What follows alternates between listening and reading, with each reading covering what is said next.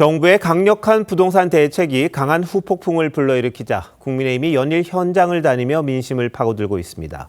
장동혁 대표는 지난주 강북 재개발 지역에 이어 오늘은 주거 취약층인 청년들을 만났는데요.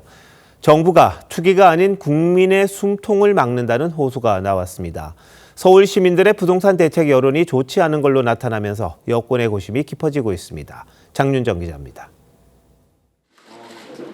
국민의힘 부동산 TF 간담회에 참석한 한 신혼부부는 부모 찬스 없는 내 집 마련이 어려워졌다고 호소했습니다.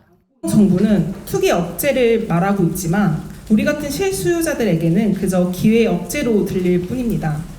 자취생들은 월세에서 전세, 내 집 마련으로 이어지는 주거 사다리가 끊어졌다고 했습니다.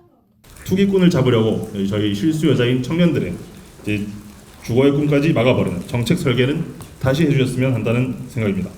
지금 제가 어렵게 구한 전세 자취방도 옮겨야 될 수도 있다는 막연한 두려움에 휩싸이게 되어서 청년 8명의 얘기를 들은 장동혁 대표는 부동산에 대한 비뚤어진 생각에서 잘못된 정책이 나온다고 지적했습니다. 불확실성만 높아졌고 정책에 대한, 정부에 대한 신뢰만 붕괴됐다. 이재명 정부는 지금 투기를 막고 있습니까? 아니면 국민의 숨을 막고 있습니까? 오늘 공개된 한 여론조사에선 서울 시민의 54.6%가 10.15 부동산 대책이 도움되지 않는다고 답했습니다. 도움이 된다는 35%에 그쳤습니다. 특히 2030 세대에서 부정적 답변이 60% 안팎으로 높았습니다.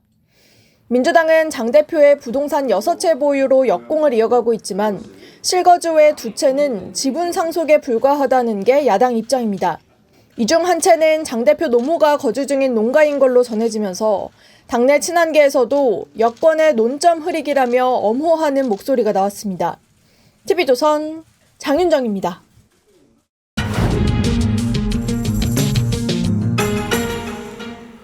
정치 연안에 한 발 더 들어가 궁금증을 풀어드리는 정치 더 시간입니다. 조선일보 배성규 정치 에디터 나오셨습니다. 어서 오십시오. 안녕하세요. 오늘 주제 말씀해 주시죠. 네, 탈민주 서울 민심입니다.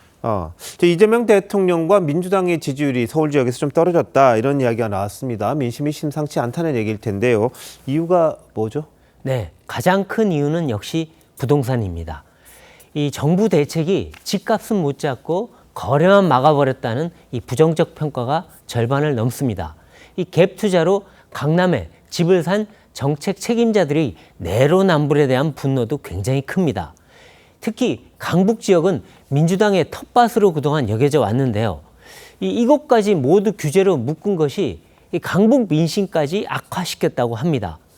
지금 2030뿐 아니라 핵심 지지층인 40대까지 내 주거 사다리가 걷어차였다. 이런 이 불만이 굉장히 크다고 합니다. 이 집값 폭등에 따른 젊은 층이 이 서울에서 퇴출된다 이런 얘기가 있는데요.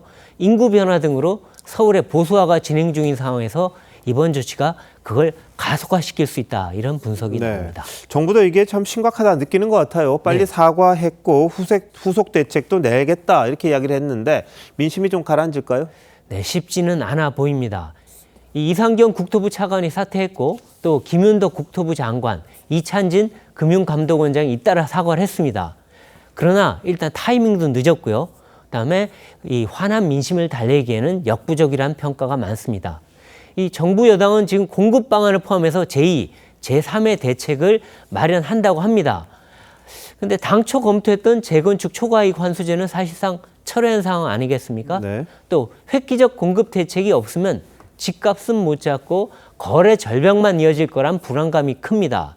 근데 더 큰 문제가 있습니다. 예? 지금 전월세 대란인데요. 서울 아파트의 월세 상승률이 올해 들어서 10월까지 7%가 넘어서 지금 이 사상 최고치를 기록했다고 합니다. 네. 또 갭 투자 금지로 인해서 강북 전세는 사실상 씨가 말랐다 이런 얘기가 나오는데요. 내년 초에 이사철이 본격화되면 전월세 대란이 정말 현실화할 수 있고 이러면 집 없는 서민들이 타격을 받으면서 민주당에 큰 정말로 위기가 올 수 있다. 이런 얘기가 나옵니다. 예. 자, 부동산 외에도 말이죠. 추미애, 최민희 의원 논란도 지지율을 떨어뜨리는데 한몫했다. 뭐 이렇게 평가를 합니다. 네, 맞습니다. 이 야권에선 지금 추미애 법사위원장은 보수의 어머니, 최민희 과방위원장은 보수의 이모라고 부르고 있습니다. 이 두 사람이 보수 정당을 먹여 살리고 지지율을 떠받치는 은인이라는 겁니다. 그만큼 여당은 지지율이 하락하고 야당은 반사이익을 얻는다는 건데요. 이 최 위원장은 1일 1민이 한다고 할 정도로 연일 구설수에 또 오르내리고 있습니다. 양자역학으로 논란을 빚고 있더니 오늘은 자신에 대한 비판을 암세포에 비해서 또 비판을 받았습니다. 네. 이 여권에선 추 위원장은 이 경기지사 후보로 내보내는 거 아니냐 이런 전망이 나오고요. 네. 또 최 위원장에 대해서는 사퇴 요구가 높아지고 있는데요. 조만간 정청래 대표가 뭔가 모종의 조치를 취할 것 아니냐 이런 얘기가 나옵니다. 예, 그럼 좀 두고 봐야 할 것 같기도 네. 하고요. 근데 정부 여당에 대한 실망이 네. 국민의힘 지지율로는 이어지지 않는다. 이런 얘기도 있습니다. 맞습니다. 이 정부 여당 지지율이 떨어져도 야당 지지율은 크게 오르질 않고 있습니다. 여전히 윤석열당, 내란 정당 이미지에서 벗어나지 못하고 있는 건데요. 민주당에선 역으로 변화 없는 국민의힘이 가장 믿을 카드라고 합니다. 다만 야권에서는 이런 얘기를 합니다. 이 후보 경쟁력과 연대 전략으로 돌파하겠다는 건데요. 네. 경기도에 유승민 전 의원을 후보로 내세워서 오세훈 서울시장, 유종복 인천시장과 함께 삼각 편대를 이룰 거라는 그런 전략입니다. 네. 또 여기에 이준석 대표의 개혁신당과 이 선거연대도 추진할 거다라는 얘기가 네, 나옵니다. 뭐 당내 경선도 남아있긴 합니다만 네. 유 전 의원이 후보다. 한번 뭐 굉장히 굉장히 좀, 흥미로운 얘기긴 하죠. 가능할지도 한번 봐야겠고요. 자, 근데 민주당은 오세훈 시장을 상당히 겨냥하고 있습니다. 총력전을 펴는 것 같기도 한데 왜 그런 거죠? 네, 일단 뭐 오 시장이 지지율이 워낙 높게 나오고요. 예. 그래서 오세훈 때리기에 사활을 건 듯한 분위기인데요. 자, 1차 공격 목표는 명태균 의혹입니다. 네. 이미 국정감사에서 명 씨와 대질 질의가 이루어졌죠. 예. 두 번째는 부동산 책임론인데요. 이 오 시장이 올 초 섣부르게 규제 지역을 풀고 공급 대책을 제대로 세우지 않아서 집값이 올랐다 이렇게 얘기하고 있습니다. 예. 세 번째는 4선 오 시장에 대한 피로감 이건데요.